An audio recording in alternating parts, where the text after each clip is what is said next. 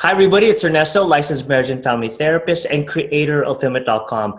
For those of you who've been following a lot of my video blogs, I love interviewing other therapists who are doing extraordinary things, not just in their office working with their clients on a therapeutic level, but also being outside and also helping the mental health community to develop not only their identity, but also to make them great. And I have the founder of GoodTherapy.org. Now, Good Therapy, for those of you who are with Good Therapy and are familiar with GoodTherapy.org, they have just been so amazing at the way that they promote and have profiles for other therapists. And for those of you who are on there, you know how great they are. And I have the founder, Noah. Noah, hello. Hi, Ernesto. How are you? I'm good. I'm a little tired this morning. I was attacked by my cats in the middle of the night. But other than that, I'm good, and I'm happy to be here. And I'm just, I appreciate it so much, the opportunity to do this with you. Absolutely. Now, a lot of us go into the field and do extraordinary things because of the story that we have. And I understand that when you've created GoodTherapy.org, there was a story behind it, a personal story for you. Can you, well, first of all, before we go in there, give us a little bit more synopsis or information about GoodTherapy.org. Okay. Yeah. So we are a number of things. Most people know us as a directory of therapists, mental health professionals. We have thousands of therapists in roughly 30 countries, mostly in the US and Canada. And so we help people find therapists. That's how we stay in business. But the company was founded with a mission and vision to support the practice of psychotherapy, right, to really protect the practice of psychotherapy, to support therapists doing collaborative, non-pathologizing work, yeah, and to reduce harm. And that's the story that I want to tell you about today.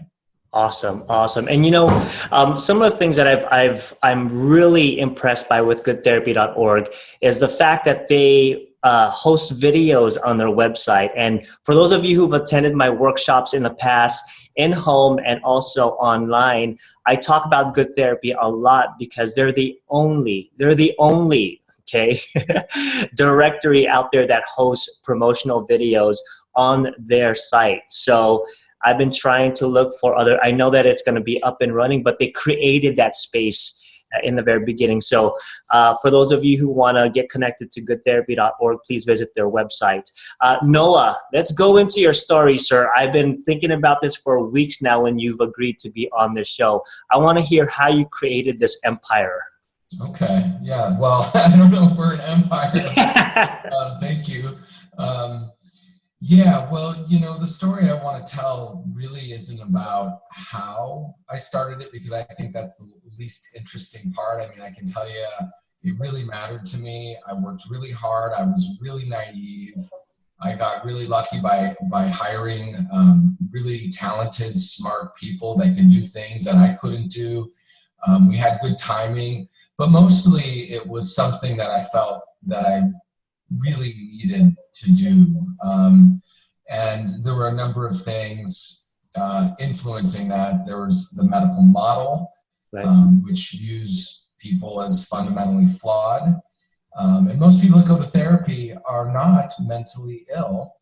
And this concept of disorder, which is, in my opinion, ill-conceived, because if you really listen to somebody, regardless of what their symptoms are or whatever they're struggling with, you can see that whatever protective coping skills they have, they're actually quite logical and orderly, and in many respects beautiful, because it's about the person's psyche doing the best they can to survive, so that they're never hurt again.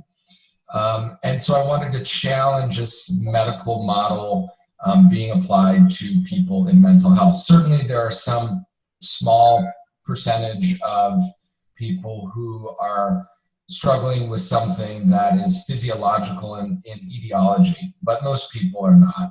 And then, of course, there's the big pharma and psychotropics, which, of course, can be really helpful if you're paralyzed by anxiety, or you can't get out of bed in the morning, yeah, take medication to get to that place where you can function and do therapy. But in the same way that the medical model wants to, in many ways, amputate parts of ourselves that are causing problems for us, that are destructive to self or others, so does medication. It flattens our affect and keeps us from looking inside most of the time. And so I just don't believe that we really heal to the core if we're amputating and cutting off from parts of ourselves. Rather, we should bring compassion and curiosity to those parts and get to know ourselves. And then, of course, there are the myths and stigmas that keep people from looking inside.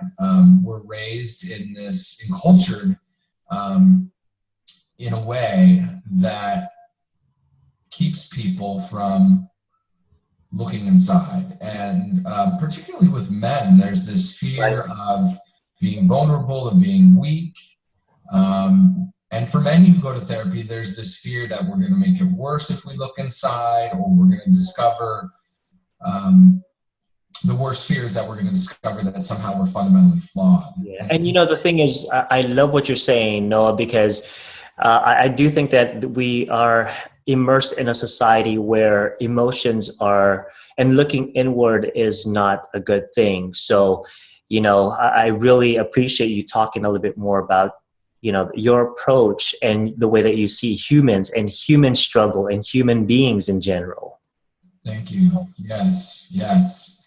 So, you know, part of what we do on GoodTherapy.org is we challenge those myths and stigmas that keep people from looking inside and keep people from going to therapy. And then finally, there's simply what I would call bad therapy. Sometimes I don't like putting, using these polarizing terms, you know, like GoodTherapy.org is good therapy. Like somehow there's just good therapy and there's bad therapy. And we know that even good therapists make mistakes, and there's but there is such a thing as bad therapy. That's when therapists abuse their power and get their needs met at the expense of their clients. Right. I became aware of this in the 90s when I was in graduate school, and it really opened my eyes. And, you know, therapy is this sacred process, and really as therapists, we make a commitment to be the guardian of our clients' selves and to do what's in their best interest. And the fact that there are therapists providing therapy that haven't done their own therapy, or for whatever reason are not looking at themselves, is a serious issue. And absolutely. I felt the solution was to find a way to mandate people, therapists, mental health professionals, to do their own therapy. But unfortunately, you can't do that because, well, there are a number of problems with that. Number one, it's a medical treatment, and you can't mandate medical treatment, you know. You can't force brain surgeons to have their own brain surgery so they can learn how to do brain surgery. And we're not a dictatorship society.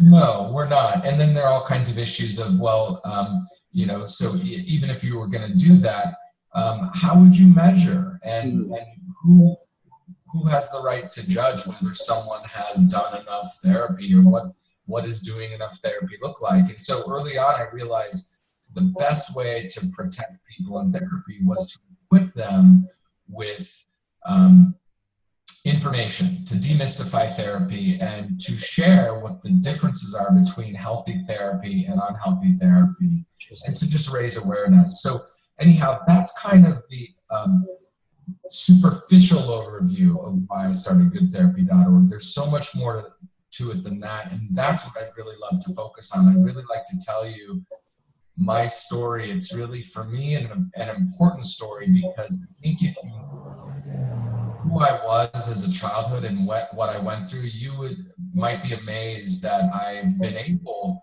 to do what I've done with my life, to have 2 children I love, to have the self-compassion that I have, to care about the world in the way that I do, and to, you know, have this beautiful company with the beautiful people that work for me. And so that's a story I want to tell. Absolutely. Please do.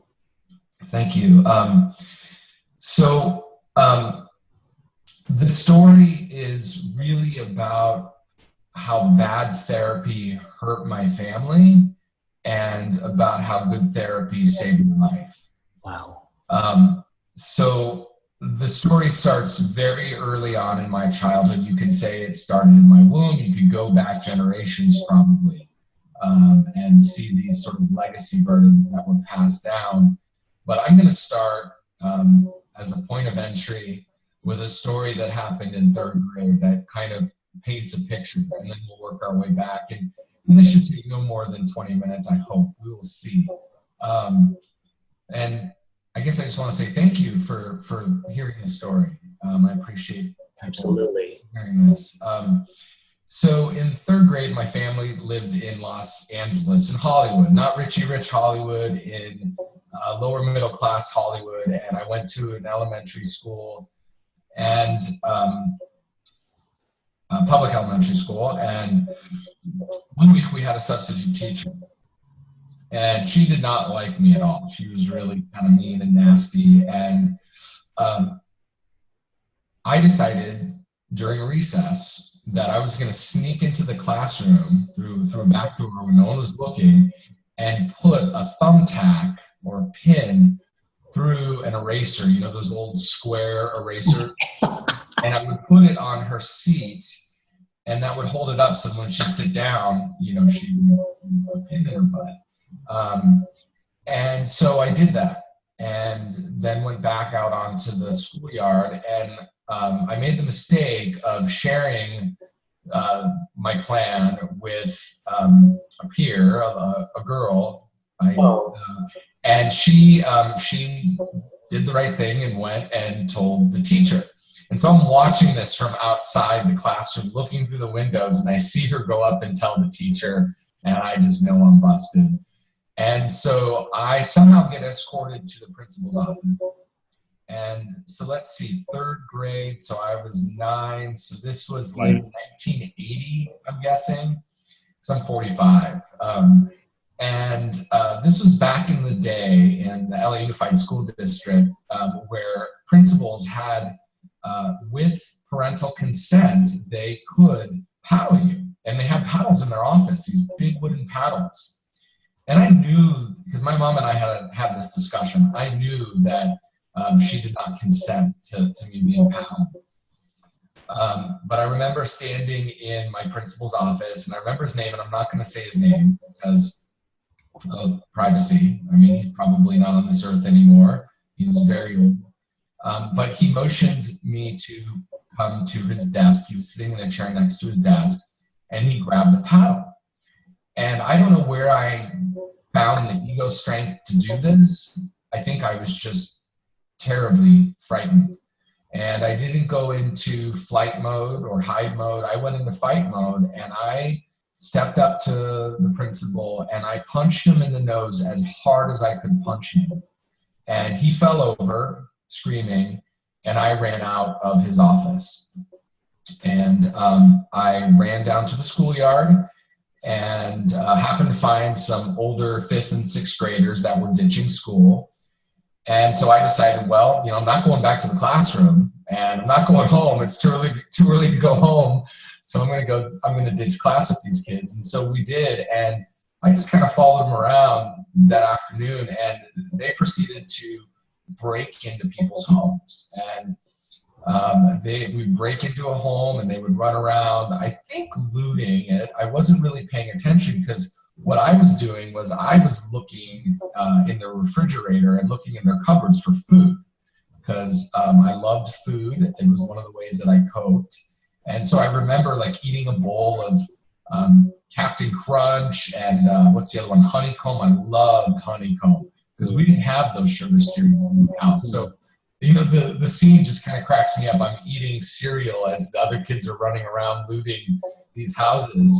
And we did that over, you know, through a few houses, and then eventually wound our way back to the schoolyard. And I remember approaching the main school building, and there's these steps, these really big steps leading up to the front door, and seeing my mom at the top of the steps with my report card, shaking it in her hand. And I was like, oh no, I am so busted here. Wow. So the reason that I tell this story is to give a picture of kind of who I was, and I want to say a little bit more of that. I was a very spaced out, in my own dream world, inattentive, hyperactive, impulsive child, and I would spend as much time as I could.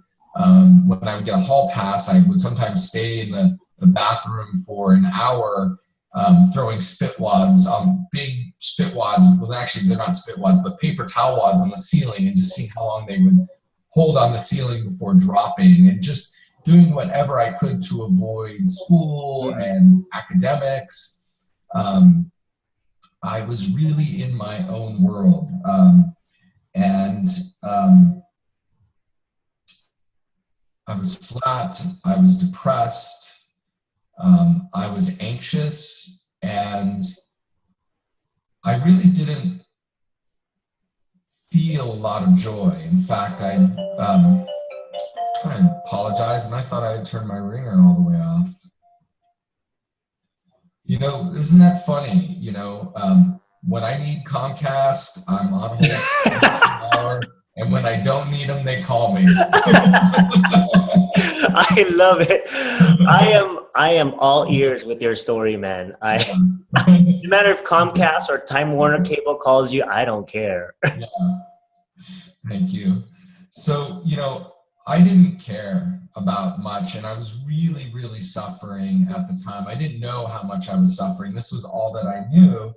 And I was suffering because emotionally I had really been on my own since I was 5, if not before that. Wow. So when I was 5, and I still have this memory of my mother leaving my brother and I with my dad. They split and were later divorced. So I still remember her driving away. And, you know, there's no resentment there anymore because I've worked through this. And so it's easy for me to talk about it. My mom was really suffering because her mother, my grandmother, was a very entitled, pretentious, narcissistic woman who was never really loved by her mother, and thus my mother never really felt the love and nurturing that she needed in her childhood. And when you don't have that, hopefully you become aware of that, and you become aware that that maybe that sense of grounded, calm, self-compassionate sense of self is inhibited, blocked by lots of protective parts that that one's developed to cope. And that was my mom. You know, she had married a man that she wasn't really in love with.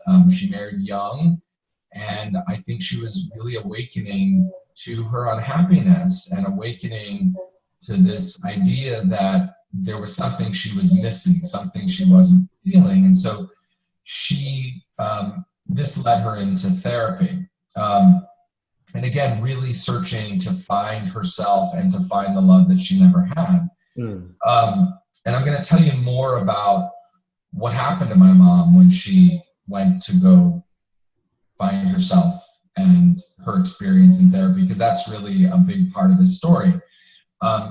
Soon after, my father had a breakdown. He was in advertising, a very successful, creative guy. This was like Mad Men, but a couple generations later. We're talking, you know, the 70s. Yeah. And he basically got paid to sit around and smoke pot and come up with ideas, you know. What a fun job, right? But he was also doing cocaine and maybe other stuff. And of course, his wife just left him, and he has 2 young kids, and he has a high-pressure job. Mm-hmm. So my father wound up having what's called a drug-induced manic episode. Mm. A manic episode, I'm not going to, it's not really a big part of the story, but let's just say that my dad was in really bad shape and needed to check himself in, and he did that. And so he went into treatment, and my brother and I wound up living with my grandparents for a year. And I didn't see my mom for a whole year. Wow. My father, after a couple months, I would see him occasionally. It took him a while to really get his, excuse my French, get his shit together. You can see, if you know anything about child development, that there was a severe attachment wound there for me. Yeah. And my grandmother did not make it easy. As I mentioned, she was very entitled and selfish and really not warm, cold. The only source of comfort I had while I was living with my grandmother was food. And so I spent a lot of time in my own dream world.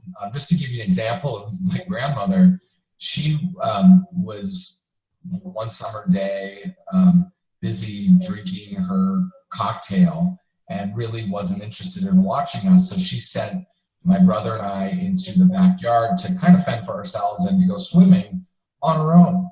We didn't know how to swim. How old were you again? I was 5 when my mother left us. At that time when she said go outside and go swim with your brother, that you were 5 years old? Yep. Yeah, I was 5 and my brother was 2 years younger. And so we're swimming in this pool that has a deep end, and we're actually holding onto the side of the pool and walking around the pool with no life jacket, no floaties on our arms.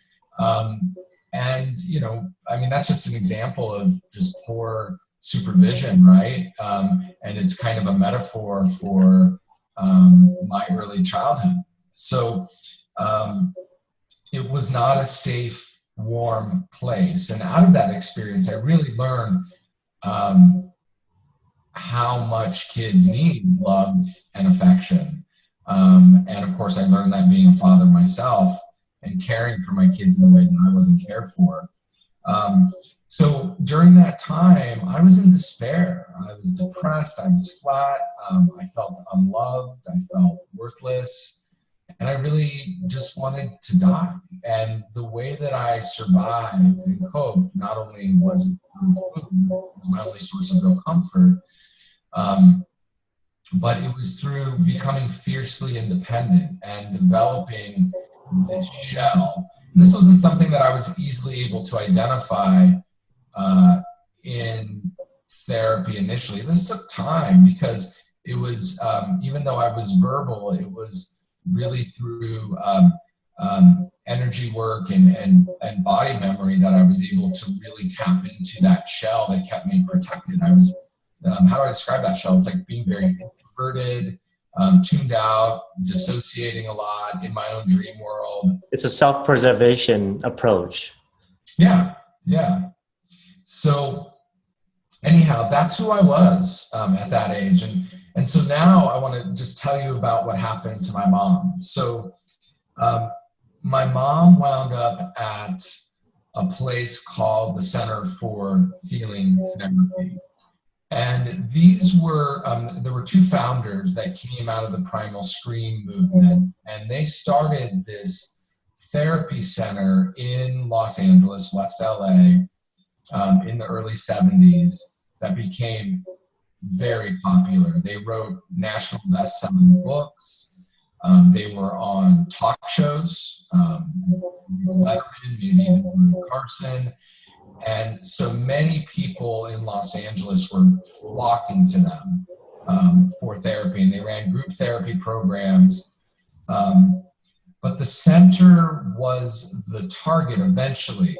It took about 10 years of the largest malpractice suit in the history of California, I believe to this day. Wow. In California, because they were abusing their power in extraordinary ways. They were telling women to have abortions, their clients to have abortions. They were telling their clients to give their children up for adoption. They were having their clients physically fight each other in group therapy sessions. They were having sex with their clients. They were telling clients to break up with their partners. They were telling clients who to date and who to marry. And they were forming, what would you call it? A compound. Many of the participants at the center lived in this block area. I still. So it's like it's almost turning into. It sounds like a cult kind of. Yes, very much. Yeah, most of the houses in this neighborhood were rented or owned by people in the center, and their plan was to build a wall around it. There were about 300 people living in that community, and from what I've read, about 600 other clients that did not live there. And a book was written about this. It was called Insane Therapy. What else do I need to say about this? Well, I guess the big thing is that this is why my mom left us. She was told to. And credit to my mom, when they pressured her to give us up for adoption, she refused, and actually only continued to stay at the center if her boys can come back. And that's what we did. We lived, my brother and I lived at the house that my mom was renting at that time, in this soon-to-be compound. So I reunited with my mother, but I did not reattach to her. I really needed a mom that could reconnect with me, and at that time, my mom didn't know how, really, I think, to connect with me. I want to be careful what I say here, because I love my mom and recognize that she did the best that she could. Absolutely. Knowing how burdened and wounded she had been in her own childhood.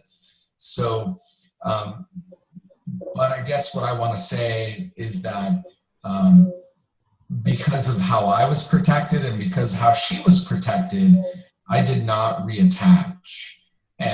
But I wasn't really aware of it because I knew nothing else.